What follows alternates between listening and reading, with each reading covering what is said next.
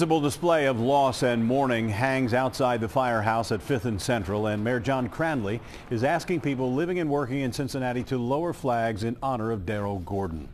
Good evening, everybody. Firefighters returned to Kings Towers apartments in Madisonville today as they tried to digest what's happened that led to the death of a brother firefighter.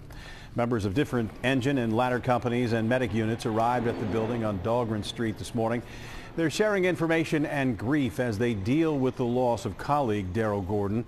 Fire investigators are here as well. The people who live here are not. They're not allowed back in the building, and they are staying at hotels.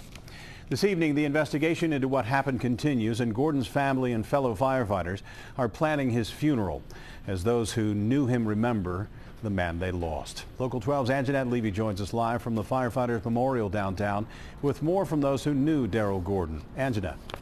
Well, Rob, we've heard people describe Daryl Gordon as a giant teddy bear, somebody with a big heart, a big smile, and an even bigger laugh. And today we talked to a few people who said he was like a brother to them. There are signs of grief everywhere. A black band on Heavy Rescue 14 that FAO Daryl Gordon drove. The pain is apparent in the faces of those who knew him. What we do is extremely dangerous. We're very good at what we do, but every time we go out on a fire, we put our lives at risk. FAO Gordon spent a lot of time in the kitchen of the firehouse. Jambalaya was one of his specialties. Kenyatta Smith says Gordon was like a big brother to him. His father trained Gordon years ago.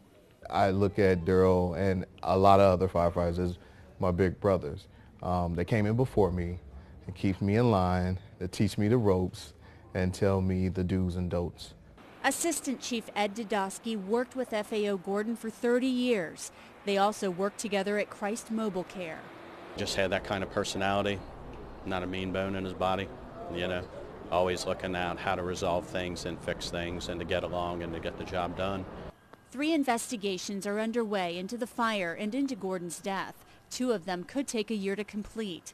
Chief Richard Braun said firefighters from across the city responded to the fire at Kings Towers, so some of them may not have been familiar with the building. Mayday, mayday, mayday. We have a firefighter down. He went down the shaft. The Mayday call came after FAO Gordon stepped into the elevator shaft. He was looking for people who might be in the building and opened the elevator door. As firefighters and the city mourn the loss of Daryl Gordon, the search for answers continues. You can do everything right and still things can go wrong. And there have been a lot of questions about that elevator, the door to it, and that elevator shaft. Today we got some records released by the city of Cincinnati, and they show that that elevator was last inspected in November 2014, and it passed inspection, although there was an order to clean the pit area. And several years ago, the owner of that building had been ordered to fix a 2-way communication system in that elevator, and that had since been repaired.